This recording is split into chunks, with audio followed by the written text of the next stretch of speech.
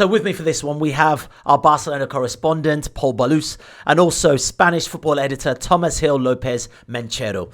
All right, Paul, let's start with you. First of all, can you bring us up to speed with this sort of proposed deal for Dani Olmo, how it all came about, and also how close is it to being done? No, this is really close to being done. We should not be surprised if the deal is announced this or on Wednesday or Thursday, before the end of the week for sure. Because as much as it can sound like as an incredible thing, the problem that Barcelona have in the financial department is not signing players because they can have money in the short term. It's just to register them under La Liga rules. This is the problem that they are going to have in the next 10 days, which is the time that they have before the opener in La Liga, just to make room for Olmo, just to make sure that he's registered and that he can play for the team. But yeah, that's basically Deco's biggest signing since he took over the job as a sporting director in Barcelona. Barcelona are sort of starting to feel that, they are going to miss out on Nico Williams, most likely, after the video that we saw on Tuesday morning with Nico Williams joining the team, Athletic Bilbao, back in training. So basically, Deco wanted to make his hit. He traveled to Leipzig at the end of the week just to secure this deal, to make sure that Olmo would arrive in Barcelona. It's a good thing for him because finally he has a big name just to support his work. But then, of course, there are deeper questions that I'm sure that we're gonna enter into those questions, like the amount of players that Barcelona have to play as number 10. But yeah, deep down, Deco thinks that he's the right man. Hansi Flick loves him and the versatility. I'm gonna say that he brings up front just to have more weapons as an attacking threat. And yeah, that's how Barcelona has designed the signing of his biggest name for the coming season. Yeah, I mean, Thomas, we saw him at the Euros look fantastic, actually. He started on the bench, but actually ended up earning his place in a starting lineup in that team in Euro 2024. I mean, this is a player that was joint top scorer, in the Euros. And I guess a player that's had quite an interesting career starting back in the day at Barcelona's youth section. But how big a coup is this for Barca? Yeah, I think it's a big coup. Obviously, we know that their main target was Nico Williams, and as Paul just said there, it seems as if they're going to miss out on him. I think Barca fans would have been more excited about Nico Williams just because of his relationship with Lamine Yamal on and off the pitch at the Euros, but almost clearly a great player. As you say, almost a surprise star of that Euros, because going into that tournament, there was debate as to whether it would be Pedri or him starting in that kind of position. In the end, Pedri gets injured in that quarterfinal against Germany, so the debate's kind of rendered void, but almost still has 3 consecutive knockout games in which he scores, the first Spain player to do that. As I say, I think some Barca fans might be disappointed it's him rather than Williams, but his versatility counts for a lot. You'd say they probably needed a left winger or a right back or a defensive midfielder more than they needed an attacking midfielder, but Olmo can play at left wing. I guess it's just a shame he can't play at right back. Well, we'll definitely come on to what he offers his team a little later on. But Paul, we talk about a former La Masia graduate. I think he left at the age of 16 or something like that. Yep. And this is a bit of a homecoming then, really, isn't it? Coming back home. I know he's been at Leipzig for a while, but this feels like, in terms of a Barcelona DNA, this is the kind of player they want to give that DNA back. Who is Barca? This is that kid. Yeah, absolutely. And that, at the end of the day, that's what made Dani Olmo arrive to Barcelona, because he was so willing, he was so full of desire to join Barcelona back, that he was ready to wait for whatever Barcelona needed. When Nico Williams was the top priority, he accepted that, and he was ready to wait for Deco to come into the scene for him as soon as he could. And basically, he is just up for it. He wanted a reunion back at his club. He's a boyhood fan of the club. He had to leave at 16 because there was a really stacked first team by then, and he got a huge proposal from Croatia just to start getting into first team football. And he's all his decision making throughout his career and the next steps that he's always taken have been football driven, in the way of where I see myself playing the most and where I see myself shining. That's why he went to Dinamo Zagreb. That's why he went to Leipzig when Bayern Munich was around there as well. and now he just decided to go to Barcelona. I think that basically because he knows, as you were saying about this DNA, that he will fit straight away into the system. He knows how Barcelona plays. He knows what he needs to do. He reads the game so well. I think that this is his biggest virtue, and that's the reason why he can play just anywhere on the attacking front, because he knows how to read the game. He's so clever. And if with some other players you were like wondering like how would they fit with Barcelona, and I'm talking about I don't know, Rafinha, Ferran Torres, how are they going to fit with Barcelona? Are they going to be a good fit? With Olmo, you don't have those worries because he already have it. Plus, like a lot of the players that he's going to be surrounded with, they are going to be the same that have been playing with him with Spain over the past few years. So yeah, I think that in that regard, it makes sense. But yeah, then there's the question on like, is that the position that Barcelona really needed? Who is going to be on the bench basically because they have too many options here, and who are they going to sell if they can sell someone? Yeah, well, Thomas, I want to talk to you about registering players because Pol touched on it at the beginning, but very quickly, Pol, I mean, Barcelona financial issues. And I know it's probably not going to come to the taste of many Barca fans, but how are they affording this? Barcelona, as we know over the last few years, are struggling financially. Yeah, now the next couple of weeks are going to be like, 2 weeks full of like an economics degree or something like that here in Barcelona, because we are going to have to be reporting on like how Barcelona managed to get all these players registered over the line. Just to try to make it simple, basically, like the first step that Barcelona need to do is just to find 40 million for an installment that they were due last season from one of the levers that they sold like that summer. That they expect to get it like as soon as possible, and that's the first step that they need to have their budget a bit more balanced, and just to start considering registering new players. But apart from Dani Olmo, there's Íñigo Martínez, there's Víctor Roque, there's Eric Garcia, there's Pau Victor, the guy who is shining on precision, there's Marc Casado. There's like a lot of guys who need to be registered before the opener in less than 14 days. Barcelona will need a lot of like work on their senior offices for sure. And it's going to be like our job now to keep an eye on this. Thomas, Pol talks about registering players. It's not the first transfer window that they're bringing players in, but then you're asking yourself, are they actually going to be playing at the beginning of the season? Can you just clarify what is stopping Barcelona from registering these players that they are actually buying? Yeah, well, I'm glad Pol mentioned the economics degree. I don't have one either, just for the record. But yeah, La Liga has these strict rules when it comes to club spending limits. That's calculated according to each club's revenue. We've seen, in previous transfer windows how Barca have struggled to meet that. They're still in breach of that salary limit, which was actually brought down after the January transfer window. And they've still got this big hole in their accounts, mainly because of the failed Barca Studios lever. So that was a lever where kind of President Joan Laporta hoped to raise funds by selling off part of their media arm. So that's the main struggle at the moment, finding companies who can supply that 100 million euros. Perhaps a new lever could come from the kit deal with Nike. Our colleague Dermot Corrigan has written about that, Pol shaking his head, and Dermot's also written about the kind of skepticism over that. There was this idea that maybe Nike might be able to pay an upfront bonus as part of an extended deal. Laporta tried to get out of the kit deal, so it's all very unclear. And if you were a player like Vitor Roque or Íñigo Martínez who can't be registered at the moment, I think you'd be pretty frustrated looking at Barca agreeing deals with players like Olmo. Yeah, for sure. Pol, I can't help but think of the position Barca are actually in right now because, it's widely known they've got financial issues. So it makes it really hard for them to even strike bargains with people in that respect, because people are expecting money. So it puts Barcelona a bit on the back foot when it comes to negotiations as well, surely.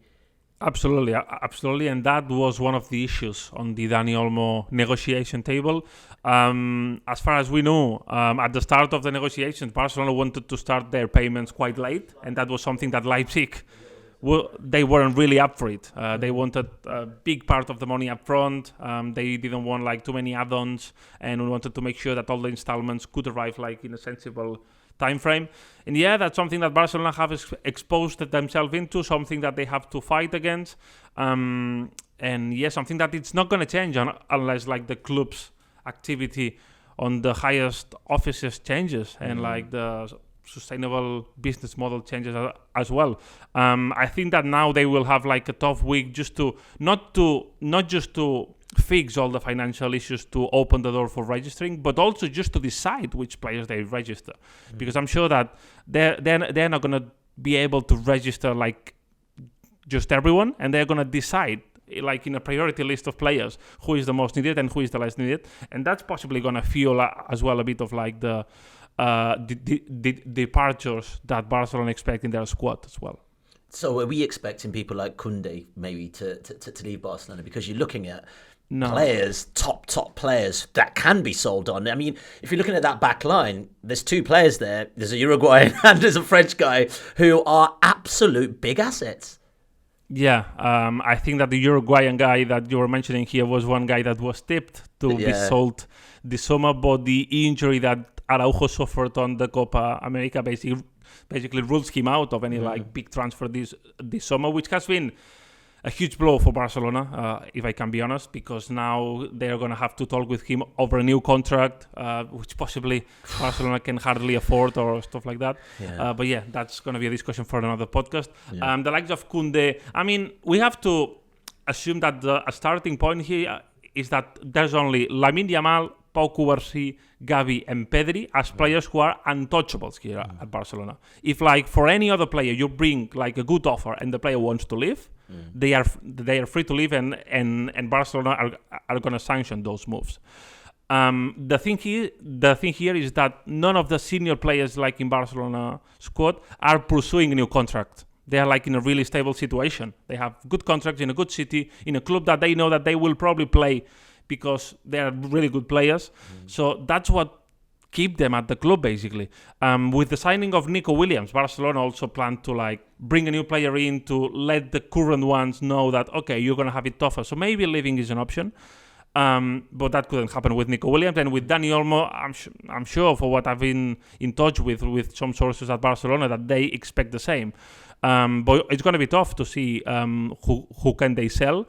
Because as I was saying, there's like a lot of like senior players who are not in a rush to leave or to find a new contract. Yeah. Thomas, can I just, before I even ask this question, I totally didn't register, and because maybe it was under the radar, the Hansi Flick is Barcelona's new coach. I mean, the last podcast we did was Xavi's going to stay on, and then we know what happened there. So this has been really under the radar, but also, I mean, he's clearly gone in with his eyes open. He's acquiring quite a bit of a mess at this moment in time.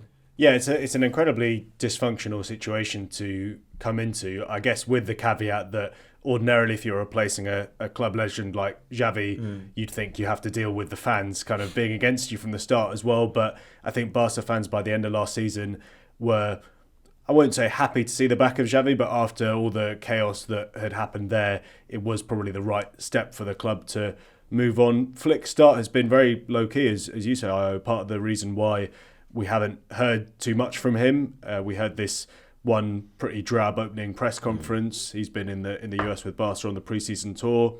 He's kind of drawn attention to the youngsters, their quality, the physicality he's going to bring to Barca. So he's been saying the right things, but admittedly, he maybe hasn't had to answer the most difficult questions yet. Okay, fair enough. It's the Athletic FC podcast, and we're talking Barcelona's move for Dani Olmo. If you have something you think we should be talking about or want to let us know what you think of the pod, well, this season, you can email us. It's tafcpod@theathletic.com. Send in your questions for David Ornstein, Matt Slater, or anyone else you want to hear from. Right, let's get back to the pod, because I'm really interested in how Dani Olmo is going to fit in. He's a number 10, Thomas, and there are a lot of players Barcelona have in that position.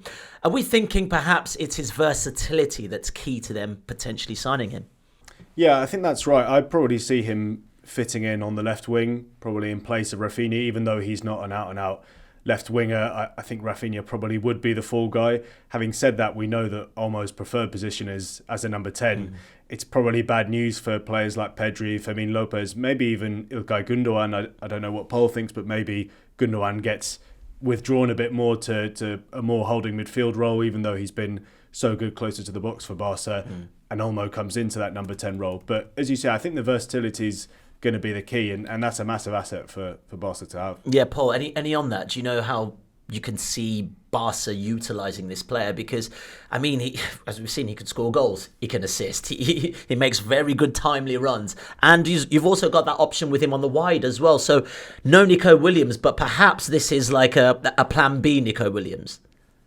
Yeah, sort of. I think that he's going to fit, as Tomas was saying here, as a left winger, basically, for the setup of players that like Barcelona have. I know as well that Hansi Flick, after a couple of weeks managing this team, he believed that the most needed area that he needed to reinforce was the attacking front, basically. He was happy with the defensive name that he had on the team. Then on midfield, the options that he had for the defensive midfield were not too convincing, and on the attacking front, he missed a guy who could do the difference. Dani Olmo is a guy that he admired since the times that he was at Bayern. He wanted him at Bayern. He couldn't land him.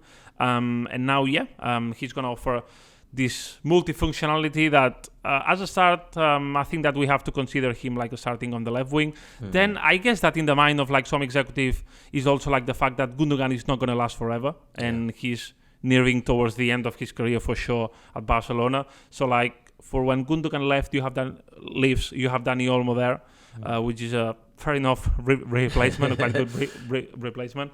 And then, basically, I think that he can even act as a false nine if they need a false nine at some point, if you need like Lewandowski replacement. Flick is quite obsessed with the high pressing as well, just to recover the levels of high pressing, and Dani Olmo is really good at that.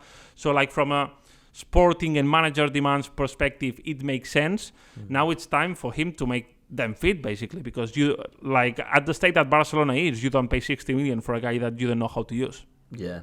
But also, you don't pay 60 million for a player that doesn't start. Do we see him starting in, the starting 11 if this deal goes over the line when La Liga kicks off? Yeah. I think that he has a chance to start in La Liga. I don't know how his physical condition is going to be.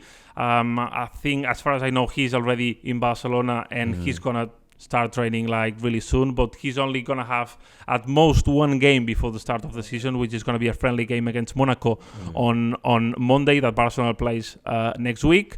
So let's see if that's enough for Flick to give him the start at the opener against Valencia.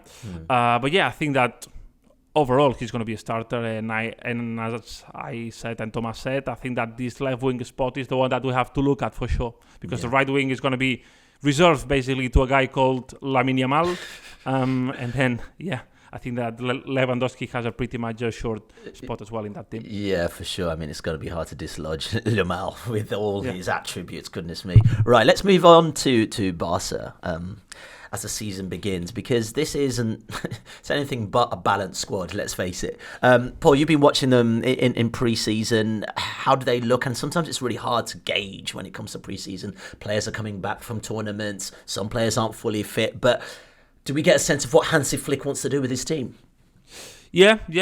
I think so. I mean, it's hard to make like a full assessment or a really conclusive assessment of like what it is. But I think that we can see the amount of like physicality that he demands. He gets really, really mad when the team is not pressing as he wants to. He was like a bit critical of his team after they won a Clásico against Real Madrid last week, because they were not pressing as he wanted to.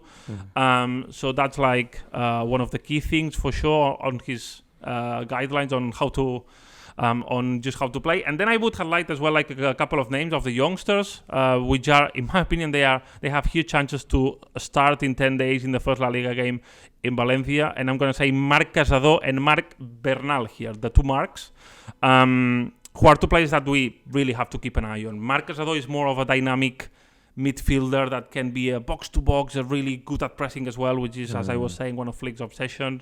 He's a bulldozer in midfield, and he can adapt to basically every sort of position. He has played as right-back in the Barcelona second team. He can play as a holding midfielder. And then Marc Bernal, I would highlight this name as well, because I think that we're going to talk about this name quite a lot this year. He's a pure holding midfielder. He's like possibly one of the closest things that Barcelona has had. I don't want to put too many high hopes to him, but he's like a similar profile to Sergio Busquets. And whenever he's played in pre-season, he's looked like much better than Christensen or than whatever other like player that could be used in there. So I think that Marc Bernal Flick hopes that he can be the answer at the holding midfield problems that Barcelona had last season. He's only 17. He's from the same generation of Lamine Yamal and Pau Cubarsí. Sure. He's played with them like on all the youth ranks, and let's see how he adapts. But I think that both those two guys have a huge chance to start in 10 days in Valencia. Yes, Thomas, the season gets underway next weekend, and Barca will have to field 17-year-old academy product Marc Bernal as their holding midfield option because there are no other options. So Barca, once again, relying on youth to help the squad. Yeah, I mean, it's often been their saving grace, La Masia. It's not an ideal position to have a teenager like that at holding midfield, but then again, you might have said the same about a teenage Yamal and a teenage Cubarsí in those two positions on the right wing and at centre-back, and look how they've turned out. I think Bernal seems to have what it takes based off, admittedly, the very small sample size of pre-season. Admittedly, it does seem like he works best with Marc Casado next to him, and would Flick really be bold enough to start two young midfielders at the base of midfield? I'm not sure, but it all comes back to that Sergio Busquets problem of not really fully having been able to replace him after he left for Inter Miami last year. Our colleague, like I said, Ayo Akinwolere has written about that, about how Oriol Romeo was brought in from Girona just this week. He was loaned back to Girona. Right. So, yeah, clearly, I'm not sure these young players would necessarily be getting as much of an opportunity in more stable financial times, but La Masia is such a strong asset for Barca, and it's such a great thing that they can fall back on that even when they're facing debt of €1 billion, for instance. There is something like with La Masia that is also like a way to bring fans in, because fans are like really happy to see like young kids playing for the first team, and they like can allow more mistakes or can allow like more patience to the team if they see a Marc Bernal playing or a Marc Casado playing, rather than if they see a 50 million signing playing and not operating as they expected to. So it's also like a way that, like from Barcelona at the tough times, sometimes to make fans buy into the team. So putting La Masia player is just a way to assure that instant connection with like the fans and the team. Yeah, I guess great PR. I guess what hasn't been great PR is, I mean, we almost forget Barcelona signed a young Brazilian called Victor Roque. I mean, there was a lot of press around it, and we're thinking, here's another Brazilian star about to step into Barcelona to, you know, wear the same cape as some of the greatest that have come through. But I don't know, from my perspective, it feels like it's been quite a disappointing signing, Pol. It has really been a disappointing signing. He's played only, I think, that 15 minutes each on the last two games of preseason, which is a clear sign that Flick doesn't really count on him. I'm not gonna fully blame the kid, because I don't think it is his fault. He just arrived on January this year in a rush signing, because Barcelona advanced his arrival to the club to add a new player and to put some competitivity to Robert Lewandowski up front. But then he wasn't the player basically that they expected to, and that's nothing to blame for the player. That's something to blame for at the club scouts or just the players basically who pulled the trigger to make his signing. But if you speak to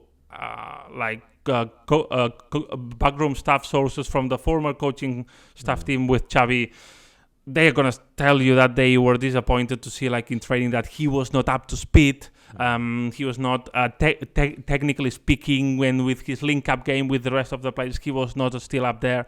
And I think that with Flick, who is a guy who is quite reserved, he's not speaking too much to media, but if you take into account like the decisions that he's made on game, not playing him,